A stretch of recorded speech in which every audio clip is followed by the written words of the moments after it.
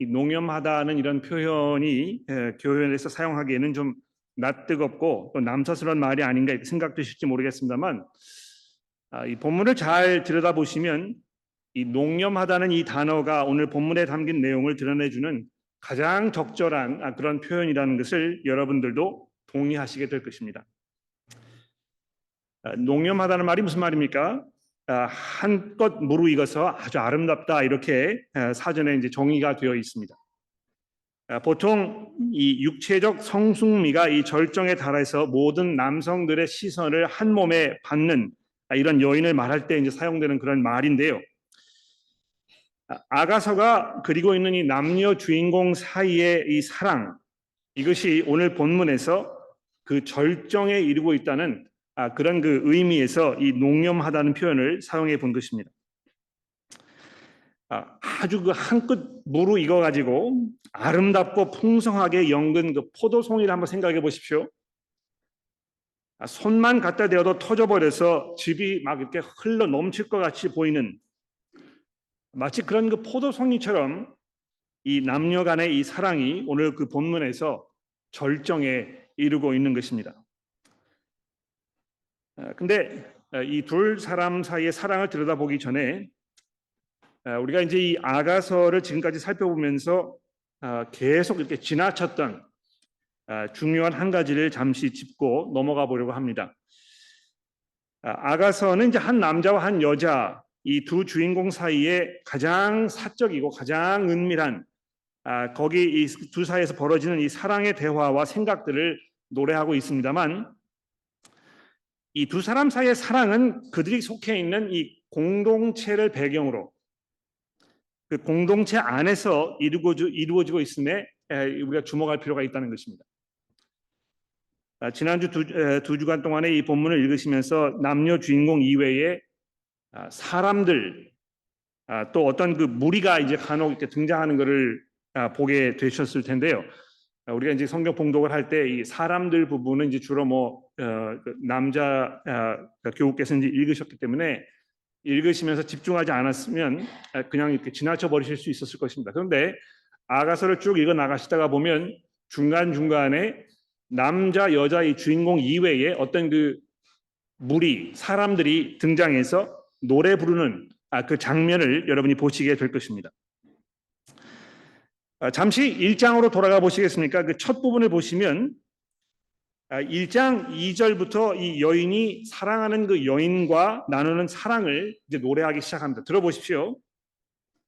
내게 입 맞추어 주기를 원하니 내 사랑이 포도주보다 나음이로구나.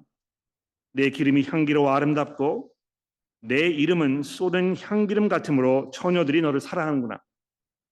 왕이 나를 그의 방으로 이끌어 들이시니 너는 나를 인도하라. 자, 이렇게 이제 여자가 그 운을 뗀 후에 곧바로 어떻게 됩니까? 그 여인을 둘러섰던 그 사람들이 다음과 같이 이 여인의 노래에 화답하고 있습니다. 4절 후반절을 보십시오. 우리가 너를 따라 달려가리라. 우리가 너로 말미암아 기뻐하며 즐거워하니 내 사랑이 포도주보다 더 진함이라.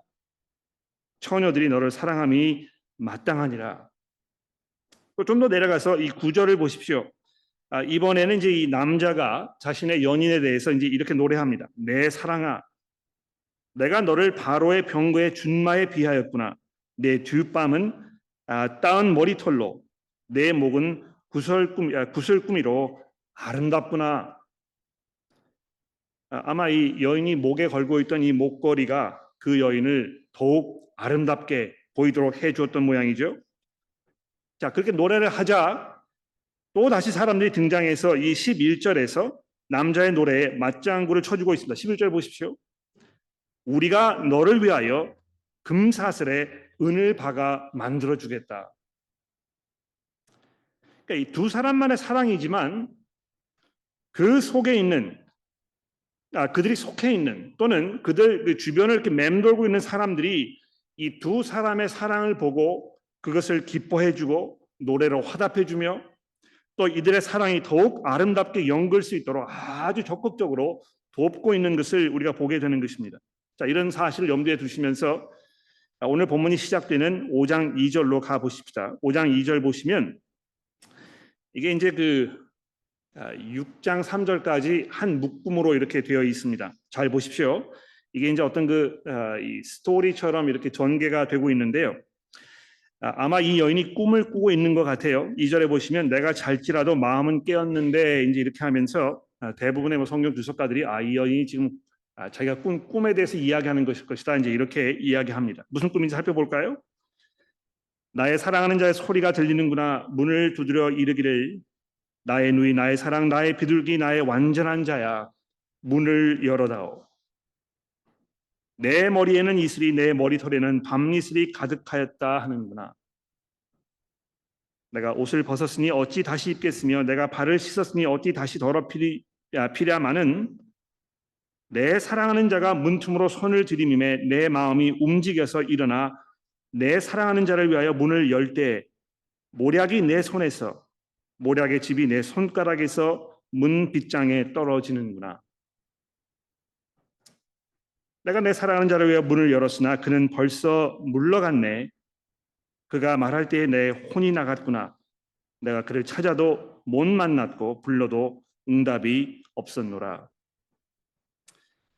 이제 여인이 사랑하는 연인이 밤중에 와서 이제 문을 두드리면서 여인을 부르는데요. 어찌된 영문인지 3절에 보시는 것처럼 여인이 이제 문 열어주기를 잠시 주저하는 것입니다. 왜 그랬는지 설명하고 있지 않기 때문에 잘 알 수가 없습니다만 이 4절을 주목해 보십시오. 내 사랑하는 자가 문틈으로 손을 들이미매 내 마음이 움직여서 일어나 내 사랑하는 자를 위하여 문을 열 때에 모략이 내 손에서 모략의 집이 내 손가락에서 빗장문에 떨어지는구나. 이 여자의 마음이 사랑하는 연인과 남은 밤을 보낼 생각에 몸이 뜨거워지는 이것을 지금 노래하고 있는 것입니다. 처음에 약간 주저했었는데요. 다시 생각해 보니까 이 남자를 집으로 들여와서 함께 사랑을 나눠야 되겠다는 것입니다.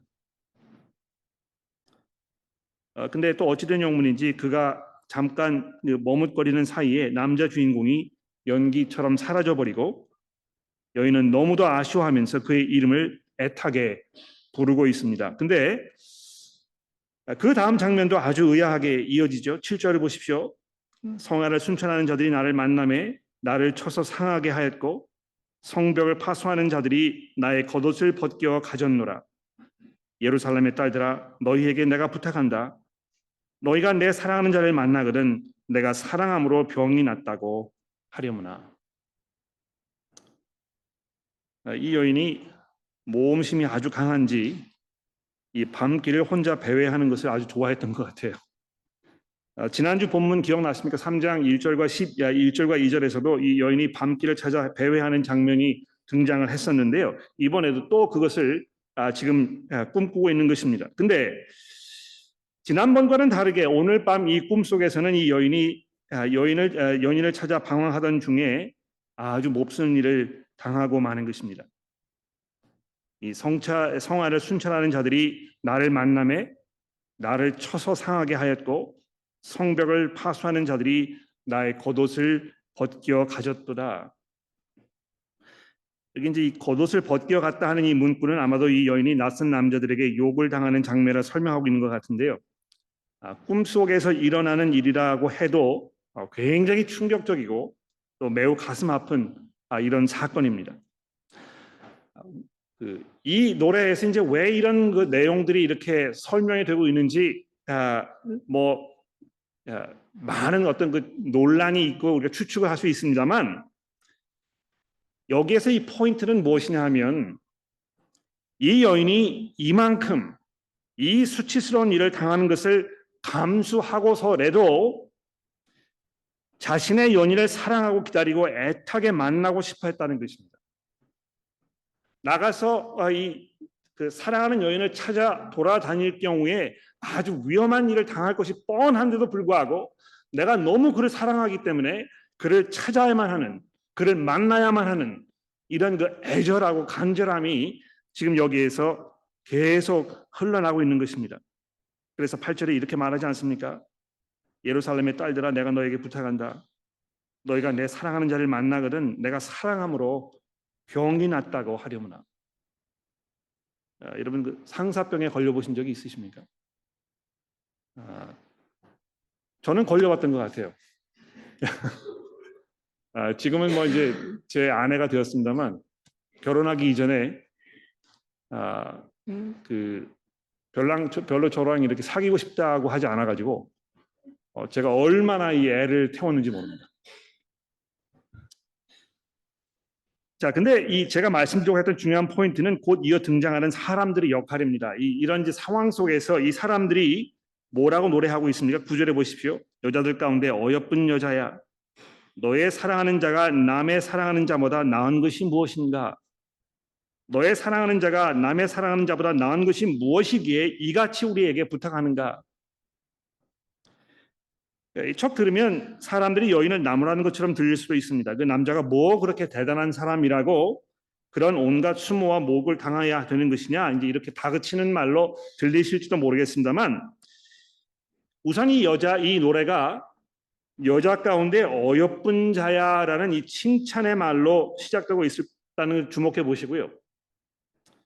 이 사람들의 이 질문, 도대체 내 연인이 얼마나 뛰어난 사람이길래 이렇게 하느냐 하는 이 질문이 이 여인에게 자기 연인의 그 뛰어남을 자랑할 수 있는 그 기회를 마련해 주고 있다는 것입니다. 그러니까 여러분 그 우리말에 멍석을 깔아준다는 말이 있잖아요. 그렇죠? 하고 싶은 대로 할 기회를 주는 걸 말하는 것입니다. 그러니까 이 여인에게 그녀가 자신의 연인에 대해서 가지고 있는 마음을 한껏 드러낼 수 있는 그런 그 기회를 지금 사람들이 주고 있다는 것입니다. 그래서 이 여인이 뭐라고 얘기합니까? 10절에 보십시오. 내 사랑하는 자는 희고도 불고 많은 사람 가운데 뛰어나구나. 여자가 지금 이 이야기를 하고 싶었던 것입니다. 내가 그토록 사랑하고 내가 그토록 만나고 싶고 내가 그토록 찾아 헤매는 이 사람은 그야말로 모든 사람들 중에서 가장 뛰어난 사람이구나. 11절입니다. 머리는 순금 같고 머리털은 고불고불하고 까마귀같이 검구나. 눈은 시냇가의 비둘기 같은데 우유로 씻은 듯하고 아름답게도 밟혔구나. 이렇게 하면서 아주 구구절절 자기가 사랑하는 이 남자의 그 훌륭한 모습에 대해서 노래하고 있습니다. 그러니까 이 사람들이 지금 이 여인이 그 사랑, 자기가 얼마만큼 이 사람을 사랑하는지 이 사랑의 빛을 발하도록 주변에서 돕고 있는 일을 하고 있는 것입니다. 6장 1절도 마찬가지입니다. 보십시오.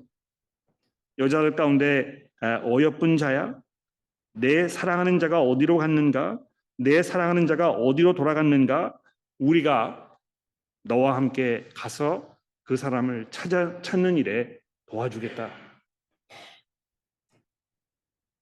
사랑은 두 사람만의 것이고 그 사랑의 종착역은 가장 은밀하고 사적인 공간에서 이루어지도록 하나님께서 정해 놓으셨습니다. 그러니까 이거를 공개적으로 드러내고 사람들 앞에서 나눌 수 있는 것은 아니라는 것입니다. 그렇죠? 그러나 그 사적인 사랑은 이 공동체라는 울타리 안에서 연결어갈 때 더더욱 아름답고 더더욱 풍성해지는 법입니다.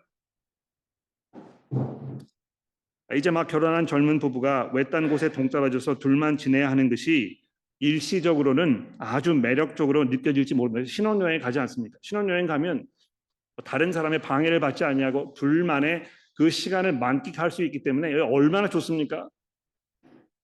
그런데 이 신혼여행이 일주일, 한 달, 6개월, 1년, 몇 년씩 이어진다고 생각해 보십시오. 다른 사람과 아무런 관계도 없는 상황에서 둘만 계속 있는 이것이 그들에게 별로 그렇게 행복한 일은 아닐 것입니다.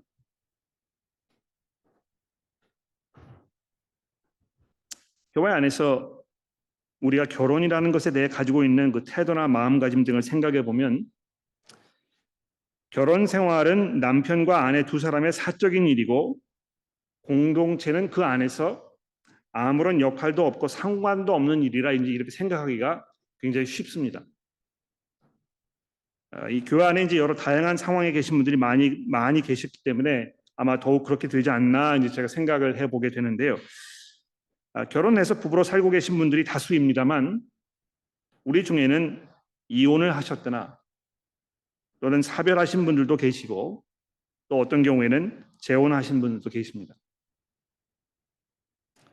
결혼 생활을 아름답게 잘 갖고 오신 분들도 계시는가 하면 현재 상황이 그렇게 평탄치 못하신 분들도 계십니다. 결혼 생활이 특별히 어렵지는 않더라도 무엇인가 아쉬움이 남는 그런 상태로 계시는 분도 있을 것입니다. 오랜 동안 연애 생활을 해오고 계신 분도 계시지만 아직 결혼을 하지 않으신 분들도 계십니다. 이 모든 다양한 분들은 모두 제각기 나름대로의 그 필요가 아주 절실한 그런 상황에 계시는 게 분명하죠.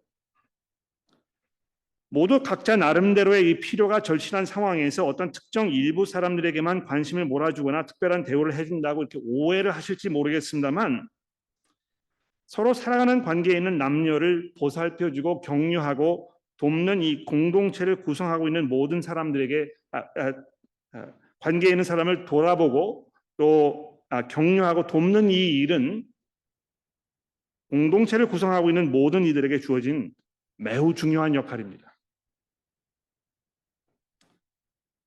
결혼한 젊은 부부가 그들의 결혼 생활을 더욱 윤택하게 가져갈 수 있도록 돕기 위해서 공동체가 할 수 있는 일들은 참으로 많을 것입니다. 아직 결혼하지 않아서 비교적 시간적 자유가 있으신 분들의 경우에 저녁 시간에 부부가 데이트를 가질 수 있도록 베이비시팅을 자원할 수 있겠죠. 또 반면에 결혼한 부부는 아직 홀로 있는 사람들을 집으로 초대해서 가족이라는 환경이 제공하는 따뜻함과 풍성함을 함께 나누고 결혼 생활이라는 것을 직접 보고 배울 수 있는 이런 자리를 제공해 줄 수도 있지 않을까 생각해 봅니다.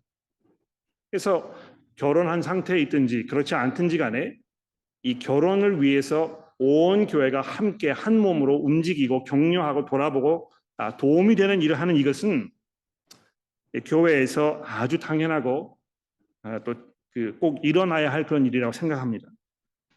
여러분 그 아프리카 속담 속에 어린아이는 온 동네가 함께 키우는 것이라 하는 말 들어보셨죠? It takes a village to raise a child. 이런 이야기가 있는데요. 행복한 결혼 생활 혹은 건강한 사랑은 공동체가 함께 참여하는 것이라고 해도 아마 과언은 아닐 것입니다.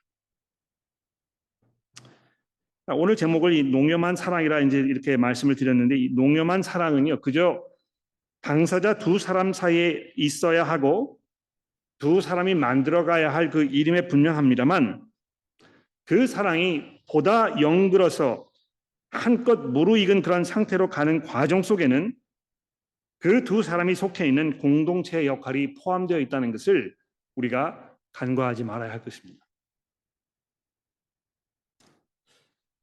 자, 오늘 본문에서 주목할 이 두 번째 점은요. 이 남녀 주인공이 서로에 대해서 가지고 있는 그 느낌과 생각이 어떻게 표현되고 있는가 하는 점입니다. 우리 전통 문화를 보면 부부가 서로에 대해서 느끼는 감정을 밖으로 잘 드러내지 않는 것을 당연하게 생각했던 것 같습니다. 제가 지금도 이렇게 어렴풋이 생각나는데요. 저희 양가 그 할아버지 할머니, 친할아버지 친할머니, 외할아버지 외할머니 제가 이렇게 다 돌아가셨습니다만 지금 생각해 보면 이분들이 길을 걸어가실 때 할아버지는 먼저 가시고 할머니는 뒤에서 멀찍이 떨어져 가시는 그런 일들이 아주 비일비재했습니다. 그러니까 부부가 서로 이렇게 걸어가면서 손을 잡고 걸어가거나 이런 일이 거의 없습니다. 여러분 어떻게 하시나 한번 생각해 보십시오. 여러분 아, 그 배우자분과 함께 길을 걸어가실 때 어떻게 하십니까? 남편이 손을 잡으려고 해도 뭐 이렇게 뿌리치시거나 다른 사람들의 눈이 좀 이렇게 의식이 돼가지고 굉장히 창피스러운 그런 경우는 없습니까? 근데 이 5장 10절에서 우리는 놀라운 사실 한 가지를 발견하게 됩니다. 지금 여인이 사람들에게 자신이 사랑하는 남자에 대해서 그 남자가 얼마나 훌륭하고 아름다운 사람인지를 노래하고 있지 않습니까? 내 사랑하는 자는 희고도 불고 많은 사람들 가운데 뛰어나구나. 머리는 순근 같고 머리털은 고불고불하고 까마귀같이 검구나. 눈은 시냇가의 비둘기 같은데 오이로 씻은 듯하고 아름답게도 박혔구나. 뺨은 향기로운 꽃밭 같고 향기로운 푸른 덕과도 같고 입술은 백합화 같고 모략즙이 뚝뚝 떨어지는구나. 이거 이제 빨리 잡아내셨는지 모르겠습니다만 이 부분을 이렇게 쭉 읽어보시면 여자가 지금 시각, 청각, 미각, 후각, 촉각 이 모든 걸 다 동원해가지고 자기가 느끼는 이 감정을 자기가 느끼는 그 사랑의 감정을 지금 표현하고 있습니다. 특히 맨 처음에 내 사랑하는 자는 많은 사람들 가운데 뛰어나구나 하는 이 부분을 주목해 보십시오. 다른 사람들 앞에서 남편을 흉보고 비하하는 일에 익숙해지신 여성 교우분들이 혹시 이 자리에 계시다면 이 부분을 잘 묵상해 보십시오. 내가 도대체 무엇이 잘못된 것일까? 내가 왜 하나님께서 그 정하신 뜻에 따라서 선물로 주신 귀한 그 남편을 나에게는 둘도 없는 가장 소중하고 가장 뛰어난 사람으로 생각하지 아니하고 왜 그가 그렇게 못마땅하고 생각되고 또 그를 이렇게 섭섭해하는가 잘 한번 생각해 보셨으면 좋겠습니다. 왜 거기까지 내가 가게 된 것인가? 근데 남편들도 마찬가지인 것 같아요. 경상도 사나이라는 말이 있지 않습니까? 그렇죠? 제가 이렇게 보니까 뭐 벌써 경상도 사나이들이 여러분 벌써 눈에 딱 들어오네요.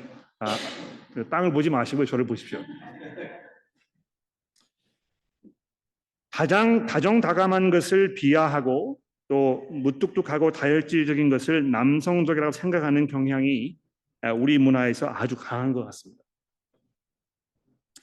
근데 오늘 보면 이 6장 4절 이하에 보시면 남자 주인공이 또 한 번 자기가 사랑하는 여인에 대한 그 아름다움을 찬양하는 노래를 여인에게 직접 속삭이고 있지 않습니까? 4절에 보십시오. 6장 4절입니다. 내 사랑아 너는 디르사같이 어여쁘고 예루살렘같이 곱고 깃발을 세운 군대같이 당당하구나. 내 눈이 나를 놀라게 하니 돌이켜 나를 보지 말라.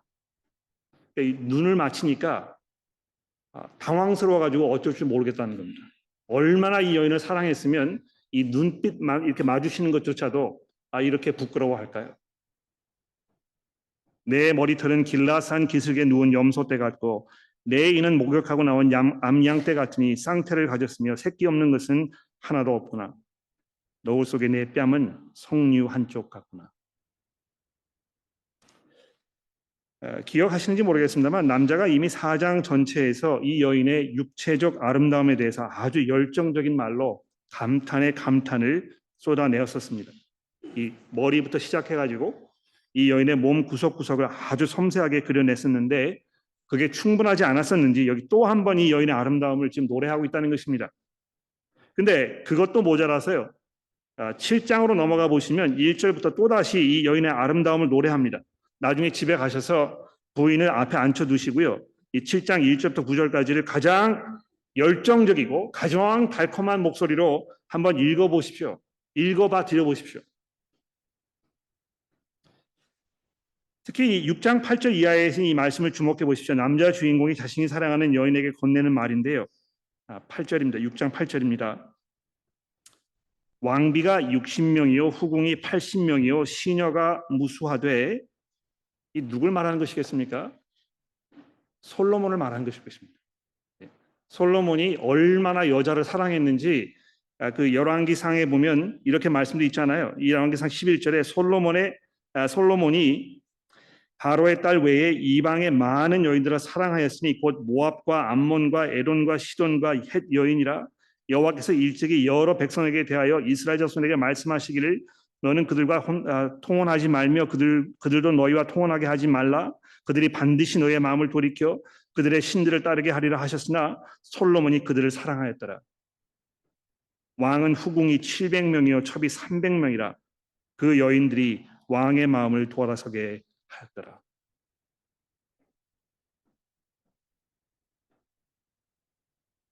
솔로몬은 여자를 이렇게 대했습니다만 이 남자는 뭐라고 얘기합니까? 9절에 보십시오. 내 비둘기, 내 완전한 자는 하나뿐이구나. 그는 그의 어머니의 외딸이요 그 낳은 자가 귀중하게 여기는 자로구나. 여자들이 그를 보고 복된 자라 하고 왕비와 후궁들도 그를 칭찬하고 그를 부러워하는구나. 아침빛같이 뚜렷하고 달같이 아름답고 해같이 맑고 깃발을 세운 군대같이 당당한 이 여자가 바로 내 여자라고 이 남자가 노래하고 있는 것입니다. 사랑 표현을 잘 하지 못하신다면 아마 그것이 결혼 생활이 굉장히 건조하고 또 익사이트먼트가 사라진 그 이유 중에 하나일 것입니다. 근데 이건 이제 하루 아침에 바뀔 일은 아니고요. 제 생각에는 우리가 매일매일 조금씩 내 배우자에게, 내 아내에게, 내 남편에게 나의 마음을 드러내고 표현하고 감사를 말하고 또 내가 얼마나 내 아내를 사랑하는지, 내가 귀하게 여기는지를 직접 말로 표현하는 이것이 굉장히 중요하다고 생각합니다. 특히 남편분들 너무 쑥스러워하지 마시고요.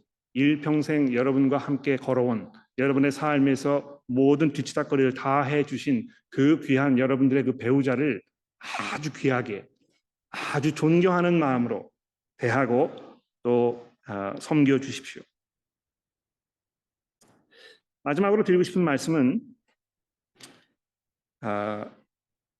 아가를 아주 자세하게 읽어보시면 여기에 여러 번 반복적으로 등장하는 아주 중요한 문구가 있습니다. 2장 16절에 보시면 내 사랑하는 자는 내게 속하였고 나는 그에게 속하였다, 이렇게 여자가 노래합니다. 내 사랑하는 자는 내게 속하였고 나는 그에게 속하였느니라. 오늘 본문 말씀인 이 6장 3절에도 또 이 말씀이 등장합니다. 내 사랑하는 자는 내게 속하였고 내 사랑하는 자는 내게 속하였습니다. 근데 아가에 등장하는 이런 문구가 제 생각에는 그 후에 일어난 선지자들과 또 심지어 신약 성경의 저자들의 머릿속에 계속 맴돌지 않았나 생각합니다. 내 사랑하는 사람이 내 안에 있고 내가 그 안에 있다 하는 이 아주 친밀하고 아주 가까운 이 관계에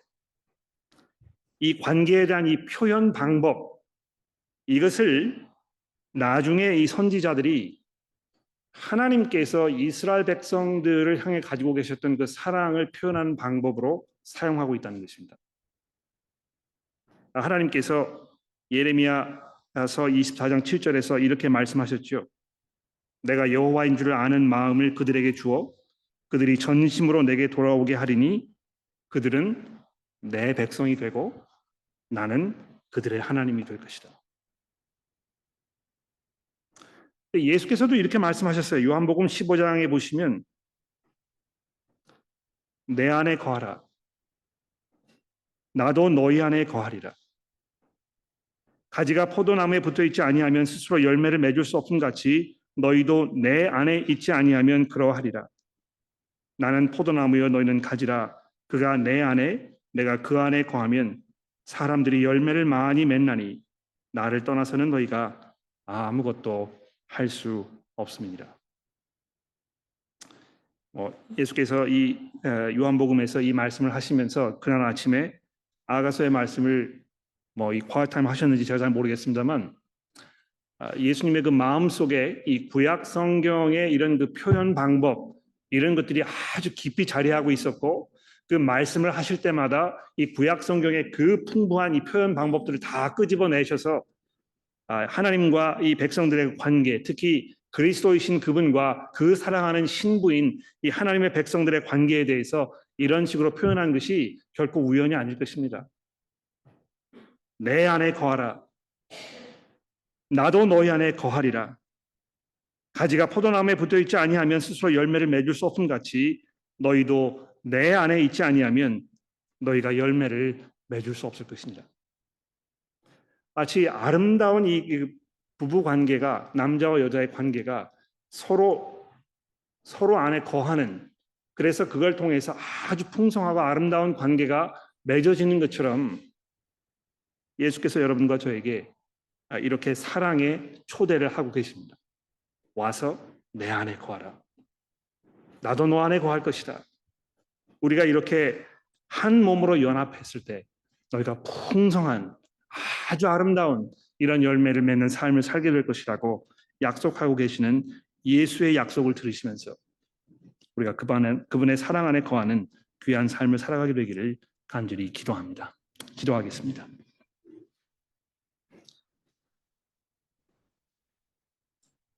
하나님 아버지, 사랑이 없는 이 시대에 사랑에 굶주린 이 사람들의 그 피폐한 모습을 우리가 보면서 사랑이 아닌 것을 사랑이라고 착각하며 살고 있는 사람들의 그 우매함을 우리가 보면서 우리를 향하신 그리스도의 그 깊고 깊은 사랑을 우리가 다시 한번 생각해 보게 됩니다. 얼마나 우리를 귀하게 여기셨는지 자기의 그 피를 남김없이 흘리셔서 우리의 죄를 씻기 위하여 그 보혈을 내어주셨던 그리스도 안에 우리가 거하게 하옵소서. 우리가 그분을 바라보며 그분을 의지하게 하시고 그분 안에 거하는 삶을 살아가도록 저희를 도와주옵소서. 주의 성령께서 저희들의 마음 가운데 거하셔서 그리스도께서 우리 안에 우리가 그분 안에 거하는 이 귀한 삶을 살아갈 수 있도록 도와주시기를 예수 그리스도의 이름으로 간절히 기도합니다.